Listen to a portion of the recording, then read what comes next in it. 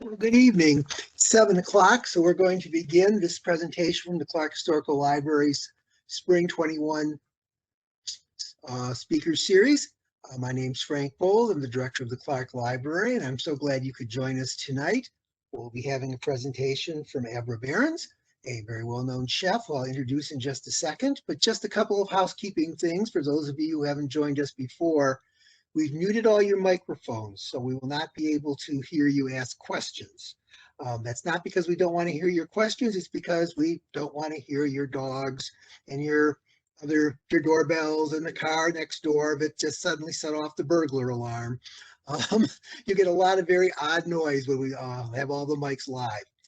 However, you will have the opportunity to ask questions. There's a chat feature associated with this software. You'll see it at the bottom right-hand corner of your screen. If you simply type that in, we will be happy to answer any questions you want to ask. I'll be delighted to do that for you, so we will take care of that. We're also delighted today to be opening up our new Michigan Foodways exhibit, which will begin today. I'll give you a website address later on this evening that you can begin to look at some of the things that are on that site, but that site will be growing and we hope you'll contribute to it and contribute your food memories to it. Let me introduce Abra. As the screen slide you're seeing says, she's a renowned chef and the author of Roughage, A Practical Guide to Vegetables, which has won several awards. If I can just take 1 second to quote from it, the passage that won me over to this book, this of course is about vegetables, and it's the recipe for simple boiled potatoes with sweet butter and herbs. And it begins, "This is maybe the most boring recipe in the whole book, but boiled potatoes are the simplest of perfect treats." You cannot resist that kind of cookbook. I was taken with this book, and I'm very much looking forward to tonight's presentation. So with that, I'm going to stop sharing my screen, and if hopefully this will work out, there's Abra on my screen. I'm going to turn off my camera and turn this over to her. It's all yours, Abra. All right. Well, Frank, thank you so much for having me. It's really a treat to be here, and especially at the opening of such an important exhibit. When we were talking earlier today, we're sort of talking about the programming and about the exhibit and the kind of overarching idea of, why food is important to Michiganders and, what it means for us. It just felt so resonant because I feel like that's what I end up thinking a lot about most of my days, not only just cooking it, but having been raised in Michigan and raised in a farming family and raised in a family that was really focused on eating, and then kind of growing that into this career. It felt just like such a nice opportunity. So thank you for inviting me and for everyone for coming tonight. So let's see where to start. I guess we'll just start at the beginning and then we'll go until we get to the end. So I grew up about 20 miles south of Holland, Michigan. My dad's family were pickle farmers, which, normally if we could all hear each other would get quite a laugh because most people kind of picture, I think, the jar of pickles growing on a plant, which is not the case. But they're a type of cucumber that is better suited for pickling. So his family were pickle farmers. His mom was a school teacher and a principal of his school in Bentheim, Michigan, and that's how I grew up. And for us, farming was very much a part of all of the seasons. My parents also both worked in medicine, and so they were, kind of some of those farmers that are straddling both a town job and an on-farm job, which is most farmers are kind of managing multiple ways of making a living these days. So I grew up, I learned how to drive a car by learning how to drive a tractor and then learning how to drive wagons of pickles down to the processing plant at Heinz in Holland and things like that. So I never really thought much about it. It was just sort of how we did it. And then, like every farm kid, as soon as I turned 16 and could legally drive, I wanted to get a job that was not on the farm. So I was able to get a restaurant job in Holland and just really fell in love with restaurants and always kind of felt at home in those environments. So fast forward, and I was at the University of Michigan for my undergraduate, and I had decided to stay there for the summers one year and knew I had to get a job. So I happened to wander into Zingerman's Deli, which, for those of you who don't know, is really a leading force in terms of artisan food in the state, but also in the whole Midwest. Paul Saginaw and Ari Weinsweg opened it in 1982. It's actually March 15th, so they're coming up on the anniversary of it. But I got a job there and just was taking orders and running trays and delivering people sandwiches and ringing them up and things like that. But while I was there, I was getting to really taste a lot of things I had never, ever had before. My mom was a really incredible cook, but there were just things that we didn't have access to in that same way. Um, so I started asking the chef there, Roger Bowser, if I could start to cook a little bit. Or, I think more than me asking if I could start to cook, I basically said, I want to learn how to make chicken pot pie. I want to learn how to make chicken paprikash. I want to learn how to make X, Y, and Z. What's a matzo ball? Tell me about it. And so he was willing to take me into the kitchen and really give me an opportunity to learn and to shine there. And so that's where I started cooking. And it was there that he was doing a lot of work to bring in local producers for their produce, which, again, for those of you who know it, Zingerman's is a very high volume restaurant. It has the same menu throughout the entire year. And so sourcing things locally is really difficult when you need to have tomatoes all year round. And so Roger was starting to bring in as much local produce as he could from surrounding farms. And that was the first place where I ever saw things like speckled romaine or some of these greens that were just so beautiful, and they were just in the salad mix, because that was the outlet for them. Or, the day that we went and picked asparagus for the first time, and that was the first time I had ever picked asparagus, and I had never had it raw before. And to be honest, I didn't really like asparagus because while my mom was a great cook, she really always did a number on asparagus. It's really remarkable looking back on it now. It was somehow, it was in like a Pyrex dish with a little bit of water, no salt, no butter, covered in plastic wrap, and then microwaved until it was like floppy and limp, but somehow still stringy. And I was like, nobody would ever want to eat this. And then suddenly I had it, snapped from the ground and right raw in my mouth. And it was just a whole different thing. And that was sort of the first time I was like, oh, there might be something to this that's different than I realized. So, experiences like that carried on. I continued cooking there for a little bit. And then at some point, it was just like, well, it's time to leave Ann Arbor. It's time to leave the deli. And I think I want to go to cooking school, but I don't really know where to go. And I'm not really excited about signing up for another 2.5-year course. And so Roger encouraged me to look into a cooking school called Ballymaloe, which is in the south of Ireland. And it is a cooking school that's run by Darina Allen on a 100-acre working organic farm. And the thing that, really strikes me looking back on it now is that, we didn't cook anything at cooking school. It was only a 3-month program, but we didn't cook anything that wasn't grown right there. There was one day where Darina brought in green beans from the store, and she just, really like scoffed at their quality and felt like you could kind of just smell the chemicals on them and things like that. And, for me, having not grown up on an organic farm, I never really felt that deep connection to all organic all the time, but I certainly understood what it meant to eat from a garden. We always had a garden growing up, and Ballymaloe was really an extension of that. And it also had taken this kind of nascent idea of, eating locally and eating what was in season to the next level. So after I left Ballymaloe, I moved to Chicago and started working in restaurants there.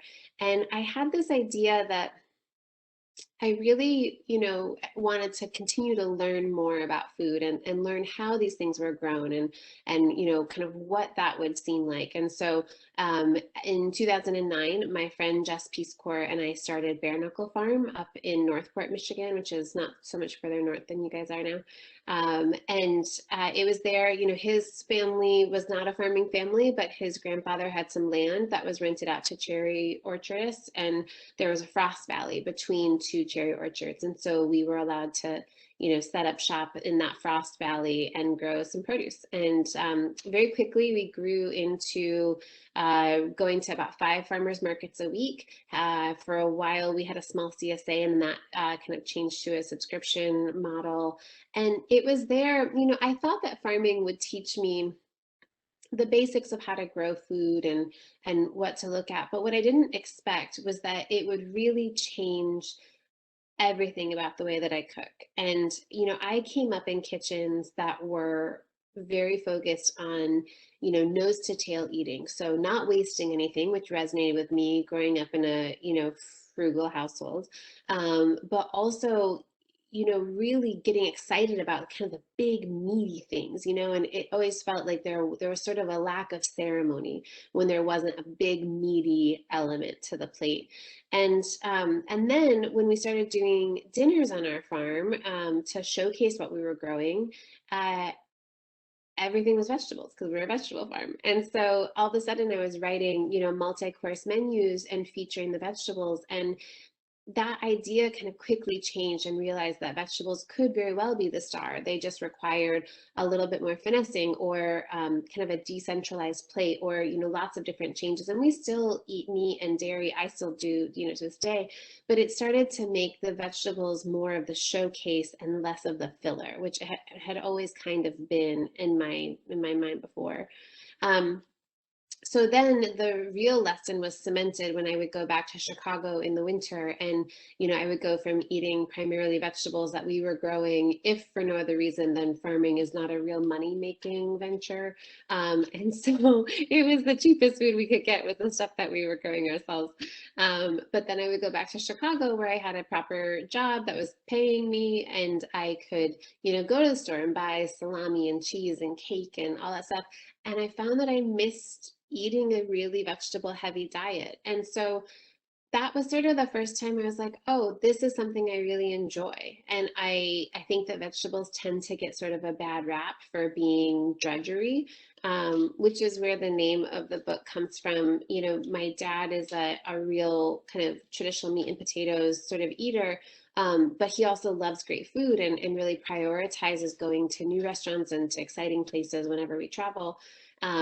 And so one time he came to a dinner at Bare Knuckle, and I was like, Dad, I'm really looking for very critical feedback right now. And, tell me what you think.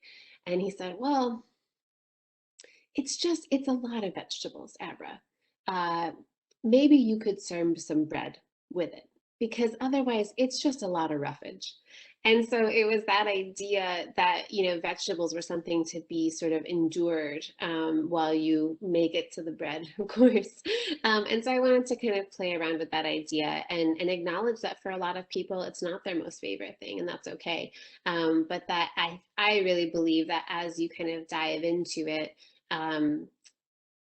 they'll win you over. And hopefully the cookbook gives you some tools for that. So that brings me to the cookbook, which as we were farming, I had always wanted to do some food writing, and didn't quite know how to start, and wasn't sure what to do. So I basically just pitched the local paper, the Traverse City Record Eagle, on whether or not they wanted an additional food column. And so thankfully they said yes. And the idea that I had sort of hit on was that I would write a column every other week about something that we were growing, and then either kind of a couple of recipes for it. And more often than not, what I found what I was doing with those recipes was either taking that ingredient and preparing it the same way, and just having different preparation techniques. So asparagus, again, you could have it roasted, or you could have it raw, and then it's going to present very, very differently on the plate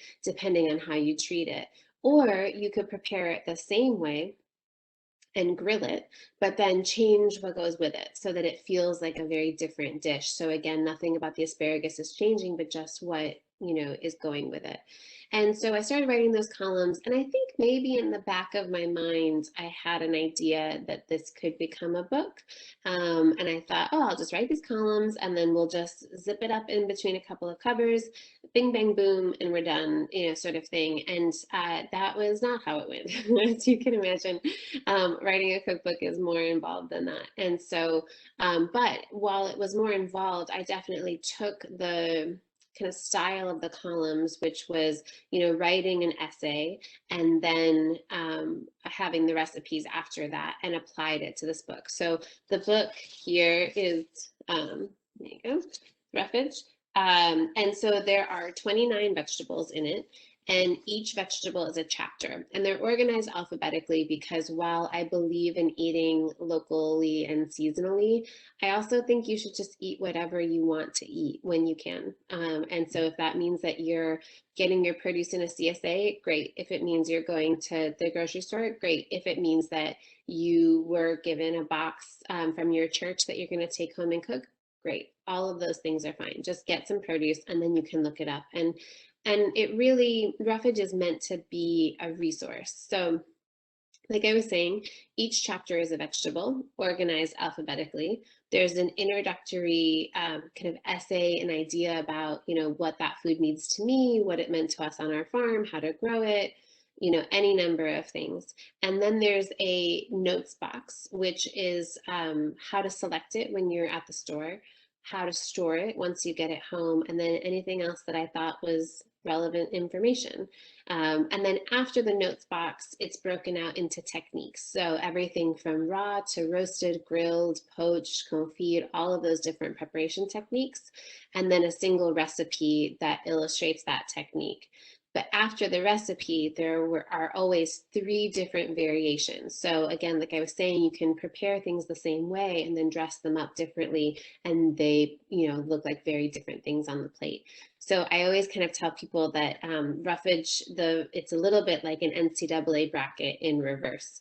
So we start with the winner, which is the vegetable, and then you go into the preparation techniques. And then after that, you get all of the different flavor variations. So it sort of branches out in that way. And maybe the best way I can explain it is that there's in the beet chapter. So the beets have 2 different preparation techniques: steam roasted, which is my favorite way to do it, and also pureed. So the first section, steam roasted, you take the beets, wash them off, let the water cling to the skins, put them into a roasting dish, a little bit of oil, salt, pepper, and then an extra little splash of water, cover them with tin foil and bake them, 350. And what's happening is that you're getting kind of this hybrid between steaming it as the water that's in the baking dish evaporates, but also roasting it. So you're kind of concentrating the flavors the way you would if you were roasting it, but you're not losing any of the exterior stuff that way that you would if you were boiling it. So that's my favorite way to cook beets. And then the recipe for that is a salad with beets, smoked whitefish, dill, sour cream, and sunflower seeds. And for me, I really wanted to highlight flavors of the Northern Midwest and specifically of Michigan. So that dish is very much tied to the food culture of Northern Michigan, Lake Superior area with the smoked fish. There's also kind of an Eastern European influence because those flavors, when you think of beets, I often think of, Russia, Ukraine, places like that. And so how to bring those flavors together in that way and sort of honor that immigrant heritage as well as the ingredients that are so important to us in the Northern Midwest. So, it's a salad. The beets are sliced up, white fish, some sour cream, dill, sunflower seeds.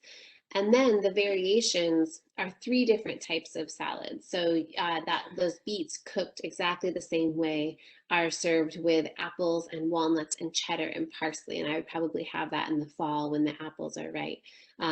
Beets are a great storage crop, so I eat them a lot in the winter. And so citrus is really good in the winter. So, a beet salad with a bunch of citrus and feta and pistachios and some mint for kind of freshness. But then also I like putting beets in with cooked grains. So there's a salad with some cooked wheat berries, which we grow here in Michigan, dried cherries, again, Michigan through and through, and then, some greens or whatever. And that can become a nice kind of light lunch that you can take to work, things like that.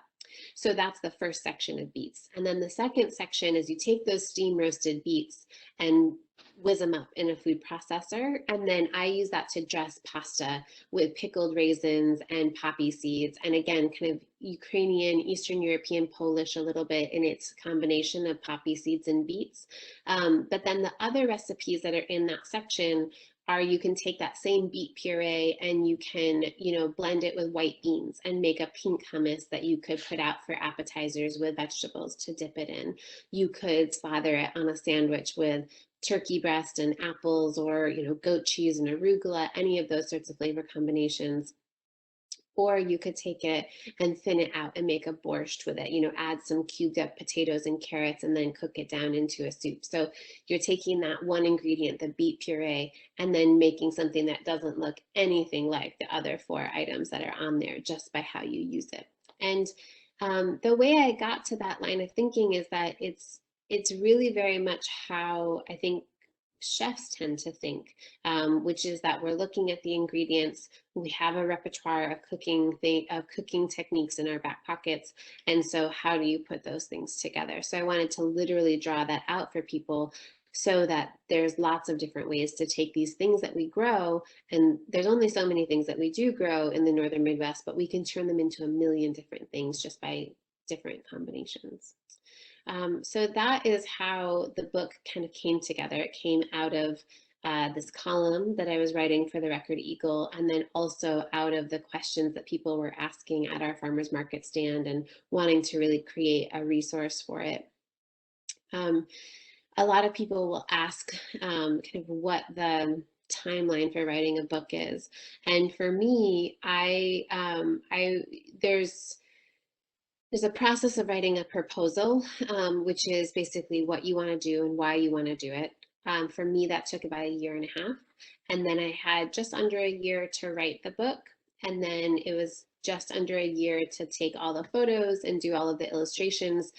There are a lot of really beautiful illustrations from an artist named Lucy Engelman, who's also a Michigander, although she's in Pittsburgh now, and kind of combine all of that work together. And then it gets shipped out for printing and you get it back. And there's a lot of steps in between all of that, but that's kind of on average, I think most cookbooks that you see have a 2 to 3 year lead time. And so that's kind of what goes into that whole process. Other things about the book as a whole, I guess for me, when people ask sort of like, what is the origin story of the book and why did you want to write it? It's really twofold. One of which is, well, I guess it's threefold. It's threefold. So the first one is that I wanted to create this resource for people. I believe in eating vegetables. I believe in eating things locally because it keeps money in our local economy. It supports growers. It's very hard to mechanize a lot of vegetable production. And so it's inherently a high labor, low margin industry. And I think if we can support that with giving more of the dollars to the farmers, that's a positive thing. So that was the first reason, was to create this resource. The second reason was to really try to talk a little bit about what it means to be a grower.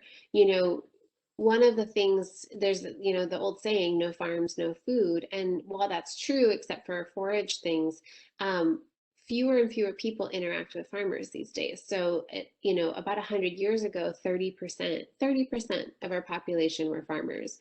And today it's about 3%. And there's lots of reasons for that. Some of them are good, the job is easier, or the job is automated in some ways for, larger grain producers and for dairy herdsmen, so they don't have to get up at, 4 in the morning every day. Those things are great. There's a lot of not great things too, which is that it's a really hard industry and it's getting harder and harder to earn a living. Well, anyway, there's a lot of things that go into it, and a lot of farmers are finding themselves without succession plans if their kids don't want to take over the farm. And so I wanted to try to give some stories about what it's like in my corner of the world to grow this food. Because, if we aren't interacting with farmers, we're less likely to understand what their hurdles and what their successes are. And that means that in some ways we're less able to connect with them on how to support them. And I don't mean with a handout, but I mean just, empathizing with what goes into that work to produce something that we all need to eat. And so I wanted to tell a few of those little stories just about what it meant for us to grow this food. And then thirdly, the third fold is, there aren't that many voices in the Midwest around food. I mean, there are a lot of those voices, but in the national conversation, there's not a ton. It's really an industry that is rooted in New York and rooted in LA, and in London and in Paris, and I guess all over Italy. And there's reasons for that, and that makes sense. But it always kind of irked me when I would be in college and people would refer to the Midwest as either flyover country or, it's corn country. And yeah, we grow a lot of corn and we grow a lot of soy, but Michigan is the second most agriculturally diverse state in the nation, second to California. And that blows people's minds. But it didn't blow my mind when I learned that, because I grew up around it. And I grew up not just with what we were growing, but also I grew up eating fresh cherries from a roadside stand, going apple picking, going peach picking with my grandfather, all of those sorts of things, driving over to the Thumb and seeing the tremendous, vast bean fields over there where all of that infrastructure is, wheat, corn, soy, barley, oats, dairy, all of those things, we grow all of it. And I think that's important. And I think it's something to really celebrate. And I didn't maybe articulate this so much in the book as a dogmatic thing, but it's something I've come to realize, especially since the book has been published, is that simply by telling the stories of Midwestern food production, it's helping to stake out this claim that we don't have to look elsewhere to find the food that we want to eat or to celebrate our food traditions. Again, I grew up 20 miles south of Holland. It probably comes as no surprise that I have a good amount of Dutch heritage, and to really understand what that immigration pattern was like. Why do I love the smell of almonds? It's very much tied to my DNA, I'm sure of it.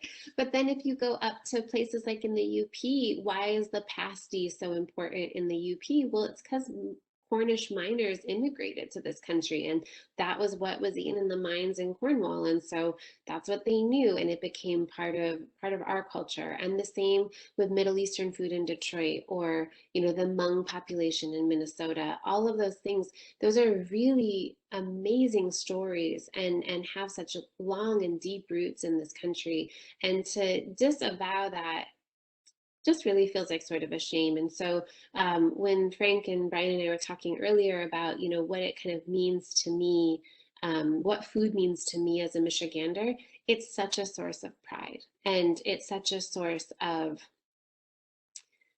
just advocating for the people who are doing that hard work. I think Midwesterners, rightly so, have a strong reputation of being honest and hardworking, and I can't imagine a profession where that's better suited to those traits than farming.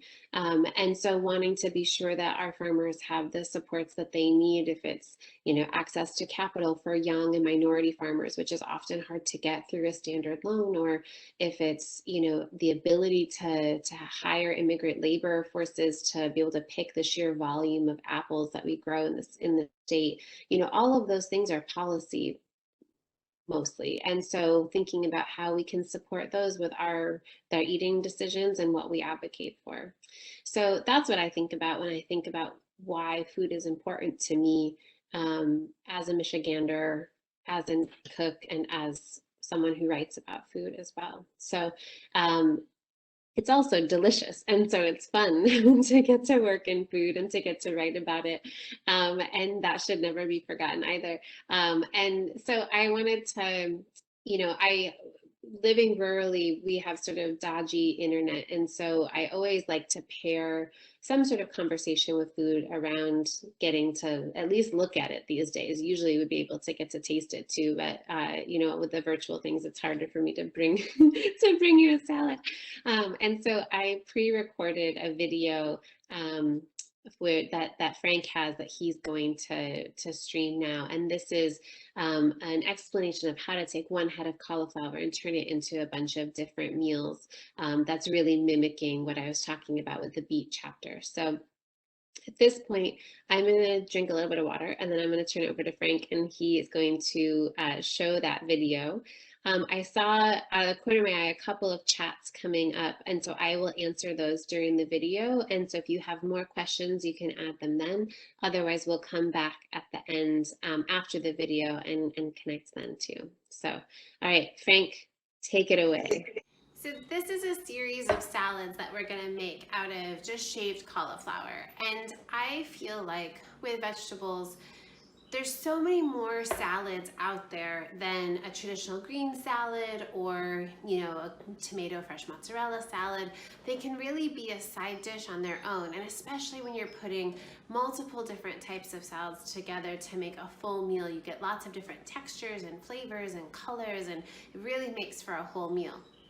That said, there's only so many vegetables that we generally have on hand, and it's not like for a middle of the week meal you're gonna pull together a big feast of cardoons and whatever else fancy thing you don't see that often. Maybe you are, and that's okay too.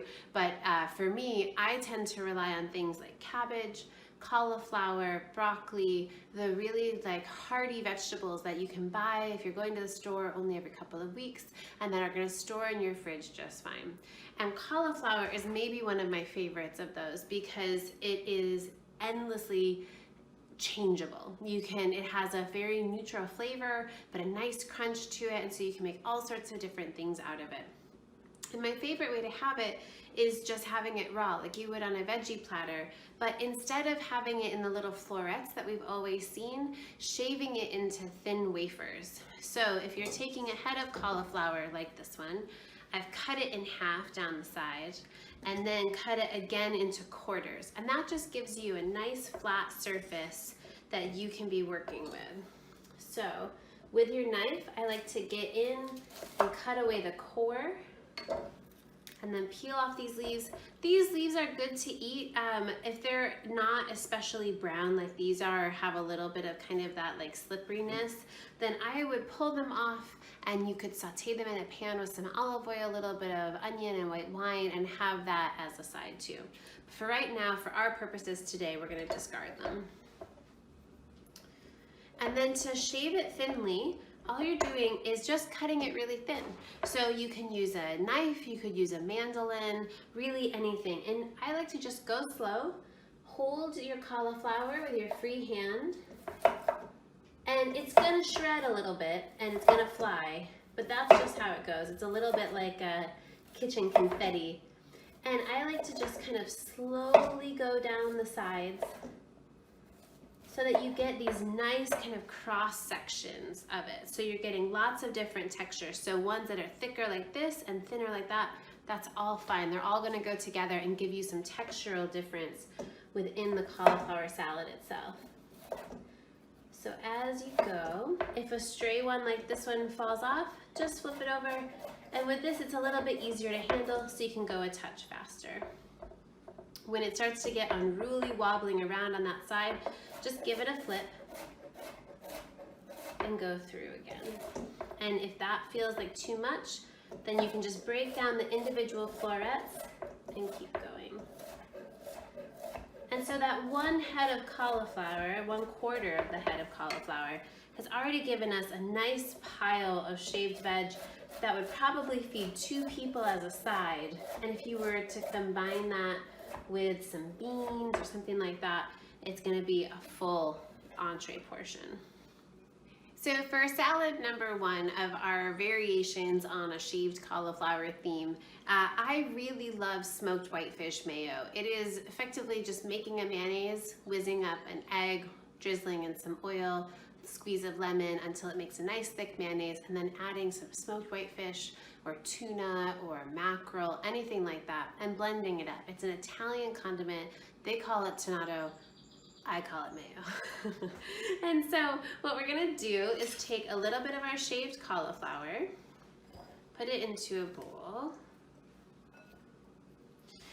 And then with some olive oil, just give it a nice little drizzle. And a pinch of salt, so that you're seasoning kind of each component along the way. And just giving it a nice little toss to coat the cauliflower in a little bit of that oil and salt. Now, as soon as the salt hits the cauliflower, it will start to pull some of the water from it. So it's better to do kind of just before serving. We've got our plate down. And what I'm going to do is spoon a little bit of this smoked whitefish mayo on the bottom of the plate, which is where the richness is. And then heap the cauliflower right on top. Do a couple leaves of arugula. You could also use something like a radicchio, any sort of kind of slightly bitter, peppery green. Endive, frisee, any of those chicories would be great. And then a little bit more arugula over the top. I like to do just a little squeeze of lemon. And you could certainly toss the arugula and the cauliflower together. It's easier to control how it looks on the plate if you do it in separate layers. But if that doesn't matter to you, toss it all up in a big bowl and be just fine. And then to finish it, just a few pumpkin seeds. You could also use something like sunflower seeds or some chopped up almonds or pecans, things like that. And then you've got a really nice little salad that would go great as a lunch in the summertime or alongside any number of other dishes for a main course. So for salad number 2, we're gonna make another cauliflower salad, but this time scooping up some of the cauliflower, and instead of dressing it with olive oil, we're gonna dress it with some chili oil, which is just neutral oil, so a vegetable oil, soy, canola. This is grapeseed oil. And you heat up about a 1/4 cup, add a couple tablespoons of chili flakes to it, and then let them kind of fry in that oil. Take it off the heat, add some more neutral oil to drop the temperature so you don't burn the chili flakes, and then let it steep. So this has been steeping for about a week or so, just been on the shelf and doesn't need to be refrigerated, and you can just spoon it over any type of hot sauce, sort of like a chili crisp that you would see in a lot of grocery stores, like a sambal or sriracha kind of part of the thing. And then we've got the cauliflower, chili flakes, some dates, which will give it some sweetness to pair against the spice of the chili. And then this is just a bunch of herbs. So I would normally use either cilantro or parsley or something like that. This also has some radish microgreens in it, but you could use any type of greenery that you've got, even something like baby lettuces, anything that's gonna have a bunch of flavor to it. Little pinch of salt went in as well. And just stir it up so that you're getting an even coating of the salt and the chili oil. And I really love something like this. And let's just do one big pile of it. So I really love a salad like this to go with something like black beans, quesadillas. You could have it with like grilled summer squash, and anything that's gonna have kind of a creamy note to go alongside the spice and the sweetness of this salad. And that is salad number 2. This is shaved cauliflower with dates, chili oil, and herbs. For salad number 3, yet again, taking some cauliflower and putting it into a bowl. We're gonna dress it with some olive oil and salt. We're not really making a dressing in and of itself because we're gonna add these roasted cherry tomatoes, which have acidity in them as well. So that's where you're gonna get the pop of brightness for this salad. And this is another one that we're gonna kind of build in layers so that we can see all of the different elements together. So we've got our roasted cherry tomatoes, our baby kale, and then also some breadcrumbs. So on the plate, we'll start with a little bit of baby kale. just a couple leaves. And again, if you're at like a picnic or something, it would be ridiculous to build all of these as individual salads. So just toss it all into a bowl and stir it around and that'll be just fine. So a little bit of kale, little drizzly, little pinch of salt, spoonful of the cauliflower.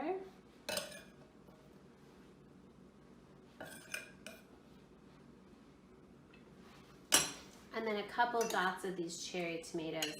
So these are just cherry tomatoes that have been roasted at about 350 degrees with some olive oil in them until they burst, and then their liquid reduces. You could also use fresh cherry tomatoes if you had them, whatever sort of tomato-y kind of product that you have. I love using these, especially in the winter time.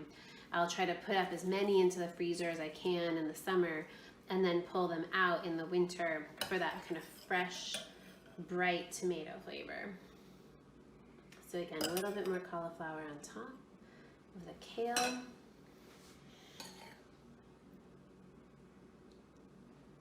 A couple more tomatoes.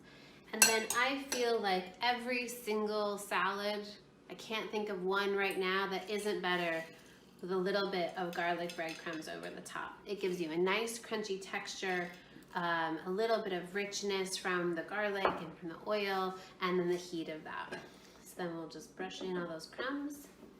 And that is salad number 3. It's shaved cauliflower, roasted cherry tomatoes, garlic breadcrumbs, and some kale. All right, so salad number 4. Fourth shot to use up some of the shaved cauliflower. So we're gonna put the last of what we shaved up into the bowl. This is a garam masala yogurt or a curry yogurt.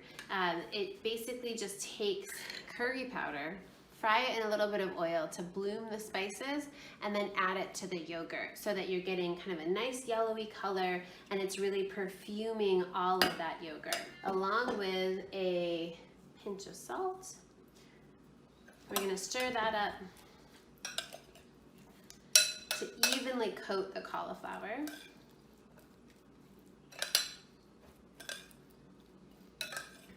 And like I was saying before, cauliflower is such a mild flavor that it really pairs well with things that are stronger, in the sense of something like a garam masala, like a chili oil, like those roasted cherry tomatoes that are so flavorful, and they really just need a kind of sidekick to it, and the cauliflower can play that role.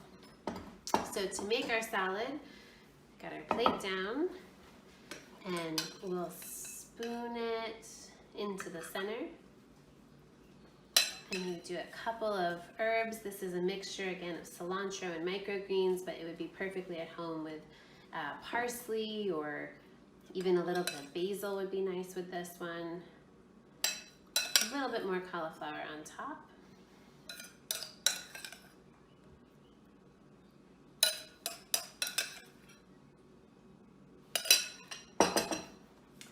And some extra greens. And then over the top, I'm gonna scatter, these are pan-roasted chickpeas. So chickpeas out of a can, a little bit of hot oil into a frying pan, fry them up with some salt so they get golden brown and a little bit crunchy on the outside, but still soft and creamy on the inside. You could also do them in an oven. So get a hot oven, maybe 400, 350 degrees, and then toss them with some oil and salt and let them bake until they're crisp. You could also use something like chopped almonds, crushed pecans, anything that's really gonna give you kind of that crunchy but creamy texture with it too. And so this is our 4th salad. Shaved cauliflower with curried yogurt, crispy chickpeas, and a bunch of herbs. So that's it. That's how you can take a single head of cauliflower, shave it thinly, and then make any number of different dishes. You've got everything from spicy and sweet with chili oil and dates, savory and rich with the smoked whitefish mayo, arugula, and pepitas. We've got a curried yogurt with crispy chickpeas and herbs, and then also the really tangy roasted cherry tomatoes with breadcrumbs and kale. So anything you want to do with them, you've got cauliflower for days. We use the same vegetables year in and year out, but it never has to be the same meal. And Abra, we're back. Great. Well, thank you so much again, Frank, for getting that going. That is sort of just a, kind of one rundown of different ways to use cauliflower, and there's a whole book full of them. We have some questions. I'm going to ask, since you mentioned beets, we Mhm. have a cook who writes in, beets are so messy. They stain my cutting board and counters. Is there any way to be a little tidier? Um, well, I guess two things come to mind. One, you could use golden beets, which are now more widely available than they used to be, and then they don't leave that blood red stain. So that would be kind of the first thing, and they have all the same, beautiful flavor and everything of red beets. I also finally just brought one of those boxes of latex gloves from Gordon Food Service, and that we would use in restaurants all the time, and I keep them in my kitchen drawer.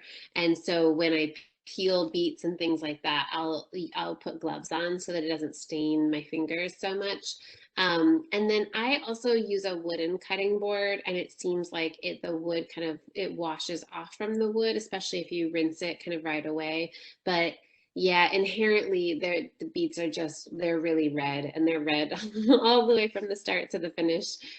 So yeah, not a whole lot besides that. Thankfully, generally if I do a lot of dishes, it gets my hands clean in a short enough period of time. But yeah, So washing dishes is the answer. Okay. exactly. Yeah, How yeah. about Probably asparagus? not what people wanted to hear. Yeah, I don't want to hear that. How about asparagus question?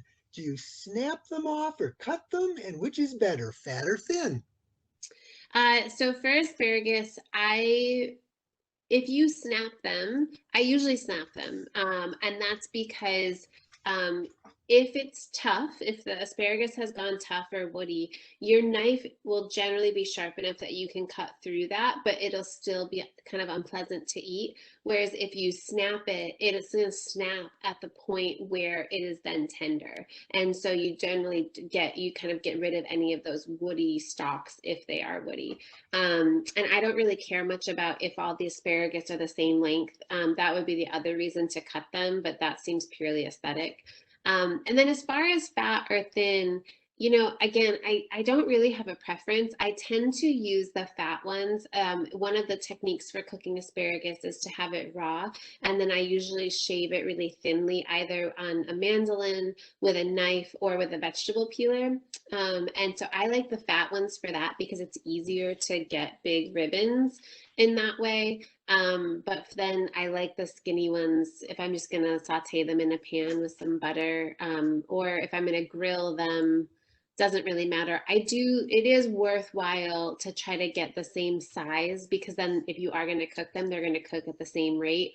I think I also have a note in the book that it's if you have a grower who is taking the time and separating fat stalks from skinny stalks, then they're probably bringing that level of attention to detail to everything they do, and that seems like a good sign. So yeah. Okay. Okay. This one's off the wall. I've heard that hostas are edible. Have you ever cooked anything with a hosta? I've never cooked a hosta. I've heard that daylily bulbs are edible, but I also know someone who's gotten sick from eating them. Um, and cat's tails are edible, but I don't know anything about hostas. I'll have to look that up. Yeah, sometimes I gotta wonder. Okay, I have another question. Somebody has said, "Are you going to be doing is cooking during the summer? Can people visit the farm and have a dinner?" Yes, so Grainer Farm, which is where I work now, which is down in Three Oaks, Michigan, and we are an organic vegetable farm. We host meals on our farm. We did not host them last year because of the pandemic, but this year we are also finishing out building a new dining space, which will house it, which is in a glass greenhouse, and so we'll be able to vent it even if there are COVID restrictions in place. We should be able to host people. We're just waiting on that construction to finish. So the best way to do that is if you go to Grainer Farm, and it's GRANOR, and I'll put this in the chat for everyone to, it's just grainerfarm.com. there'll be a button that says tickets. We haven't released any of those dates yet because we're still waiting on construction to wrap up, but that's where you would buy those tickets. Okay. I think that's all the questions, but we'll give people a minute. What I'm going to do right now, I promised folks that they could see our website, and theoretically, I've just sent out there's our preliminary website address. Got a question, is the book out now? I was going to say the book is out now and they can buy it, right? Yes, absolutely. So it's available anywhere books are sold, but also Amazon has it, local bookstores have it, Barnes and Noble will carry it. Again, this is what the cover looks like. And it is in most of the Michigan libraries because it was a Michigan Notable book. And so if you want to check it out before buying it, that's where it is. And I did just put my email in the chat for everyone too. Hopefully everyone can see it. At events like this, I would really normally love to get to chat with everybody and sign books for them. And so what I can do is send out like a signed book plate. So if you have a copy or if you end up buying a copy, you can email me at that email address, and then I will send me your address and your name, how you want it inscribed, and then I'll get that mailed out to you. So that would be the easiest way to do that until we can host in-person events again. Well, thank you. That's very kind. I have a feeling some folks are going to take advantage of that. I've got 2 or 3 comments saying, I'm going to buy the book. So we'll get a few sales out of this for you, which I'm glad. I'm not seeing any other questions, folks. So if we don't have any more, I'm going to prove that libraries do have the books because there it is, our copy in the Clarke. And I will be sending you a note to get an inscription to put into it. I think that'd be wonderful. I'd be honored to. Thank you very much. Abra, oh, wait a minute. Oh, wait a minute. Someone is sending, okay. Somebody has checked out the copy at the Mount Pleasant Public Library, the CRDL, and it's on hold for me. So, okay, folks, you can't get that library copy. You're just going to have to, you're going to train your library alone. But I won't mention any names here because I can see who said it. But thank you, Abra. This has been wonderful. This for joining us this evening. It was a wonderful presentation. Thank you. Thank you so much, and thank you for the work you're doing to put together, this bit about foodways and people's food memories. Food is such a powerful thing, but it's only powerful because it's connected to the people who are eating it and our histories with it. So it's really a pleasure to be here, and thanks for inviting me.